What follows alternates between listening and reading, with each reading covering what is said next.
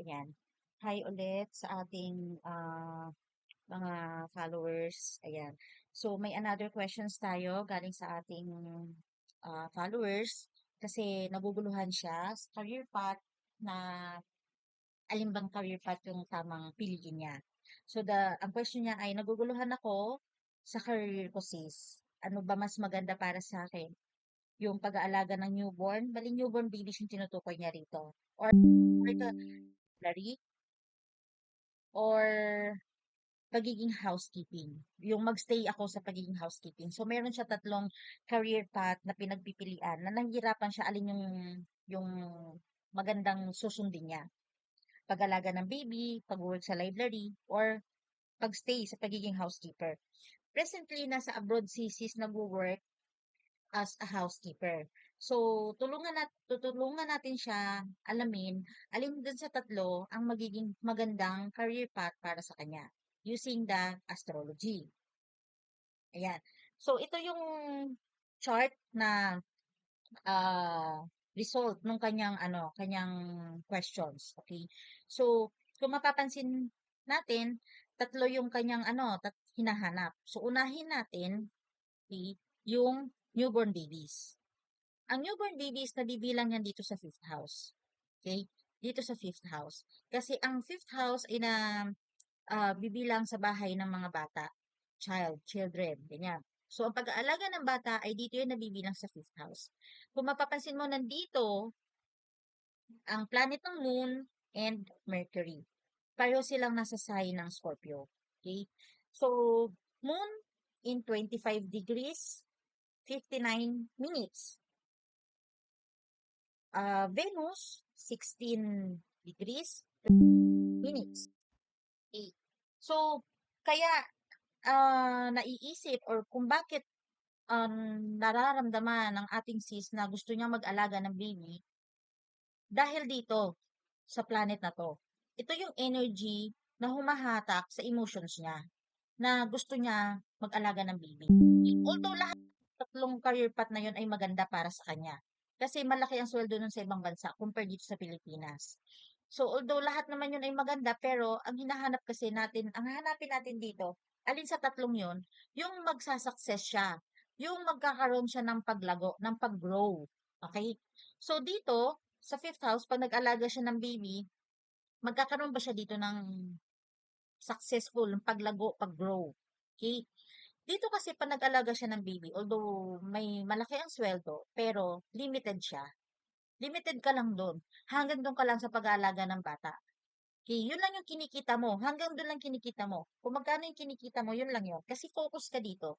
Hindi ka pwede dito mag-multitasking. Hindi ka pwede dito na mayroong kalimbawa, gusto mo magkaroon ng sideline, gusto mo magkaroon ng negosyo. Hindi pwede. Kasi kailangan focus ka sa pag-aalaga ng bata.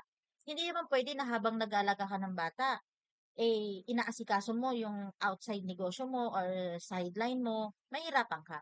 Focus ka kasi dapat dito. Okay? And, ah, another limitation mo kasi dito is kapag halimbawa dumating yung panahon na yung bata ay aalis na sa'yo or ilalayo na sa'yo, nandun mabubuo kasi yung emotion. Nasasaktan ka lang din doon. Okay? Andun yung emotion kasi maituturing mo yung bata, alagaan mo yung bata, ituturing mo siya as your own child eh. Ayan. Pero, masasaktan ka doon kapag dumating na yung panahon na maghihiwalay na kayo ng bata. Masyadong emotion ang mabibuild dito. So, hindi ito makakatulong sa pag-grow. Although maganda to kasi malaki ang sweldo, pero hanggang dun lang yon. Kasi hindi ka dito pwedeng ng other na mapagkakakitaan. Okay? So, next natin is yung magstay ka sa pagiging housekeeper.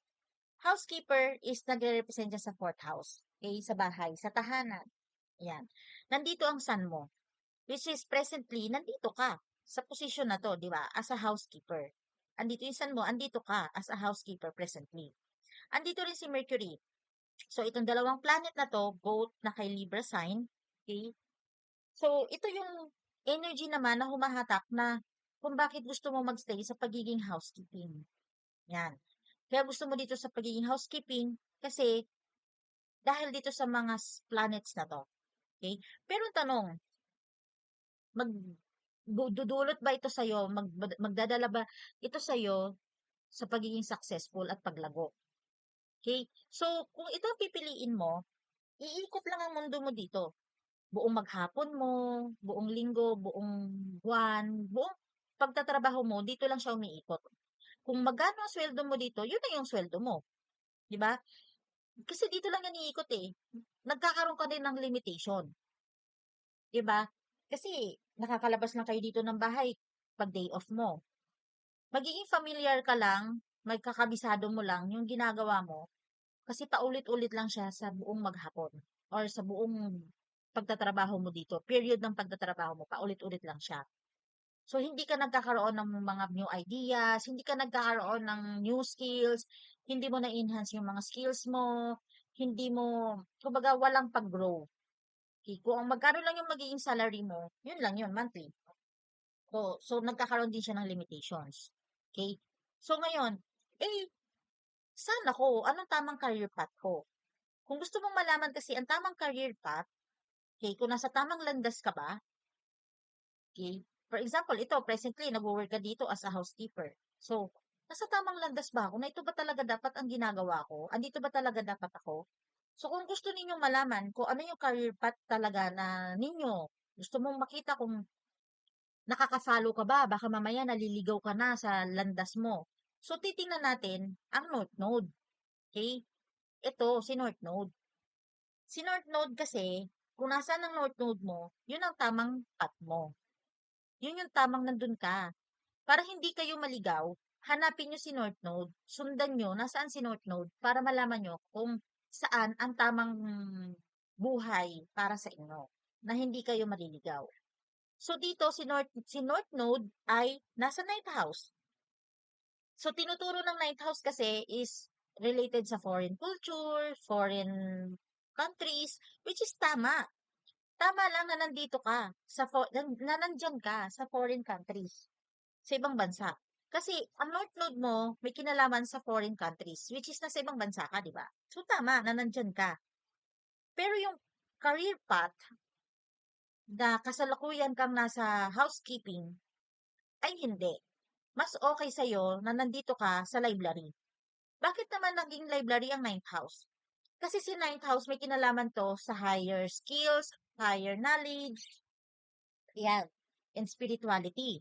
So, dito kasi, sa library, syempre, nandyan pumapasok yung higher knowledge. Okay? Marami kang mga tao na makakasalamuha na iba-iba yung mga antas ng skills and knowledge, di ba? So, also, si North Node nasa sign ng Aries. Si Aries kasi or Aries is a very good sign para sa mga gustong magnegosyo. Strong ang energy nito pagdating sa mga new plans, new beginnings, mga ideas. Ayan, strong yan si Aries dyan. Yan, especially sa mga kababaihan, mga gusto magnegosyo. Ayan, okay ang Aries dyan. Malakas ang energy ng woman Aries dyan. So, 6 degrees, 37 minutes. Okay, napakalapit na niya.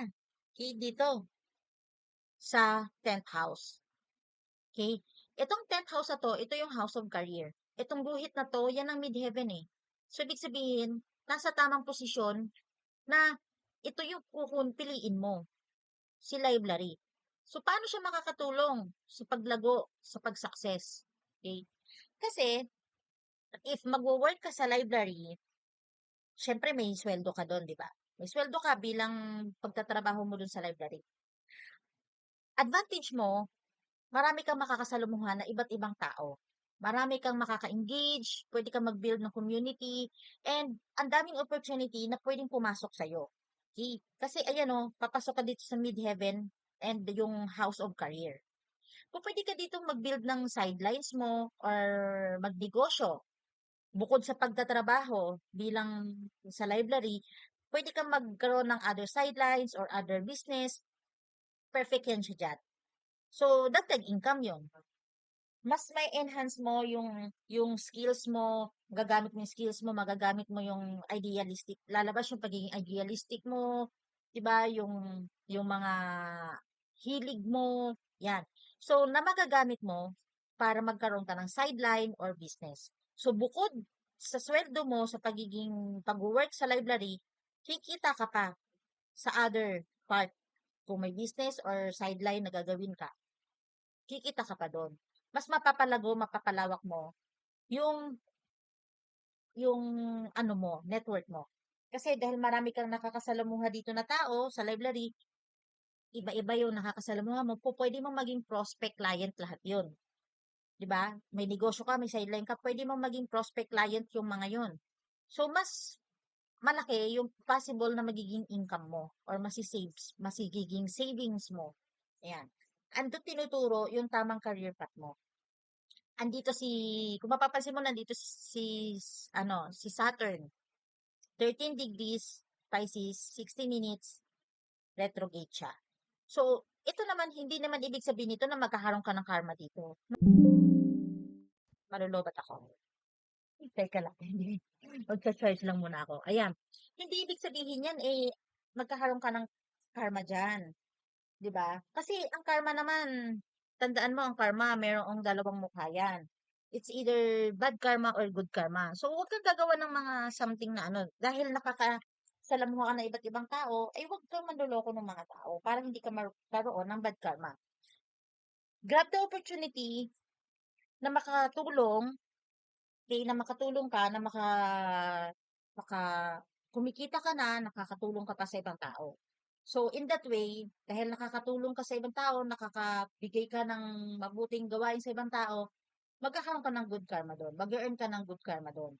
So, yung good karma na yon na maibibigay sa iyo ng Saturn dahil sa mga magaganda at tamang ginagawa mo, magdudulot sa iyo yon ng magandang future and success. Makakahelp sa iyo si Saturn na magbigay ng success, syempre, depende sa ginagawa ko. Kaya tayo may ginatawag na cause and effect. Kung ano yung ginawa mo, okay, yun yung effect. Magkakaroon yun ng effect. So, gumawa ka ng mabuti para magkaroon ng magandang effect na mas makakatulong pa okay, sa paglago mo. Kasi Saturn, hindi yan always na bibigyan ka ng parusa. Depende yan sa ginawa mo, sa kapwa mo. Okay, gumawa ka ng maganda, mabuti, para si Saturn, tulungan ka niya na mas lalo kang lumago at mag-success. Ayan. So, syempre, end of the day, ikaw pa rin ang magde-decide sa sarili mo anong path ang pipiliin mo. Okay?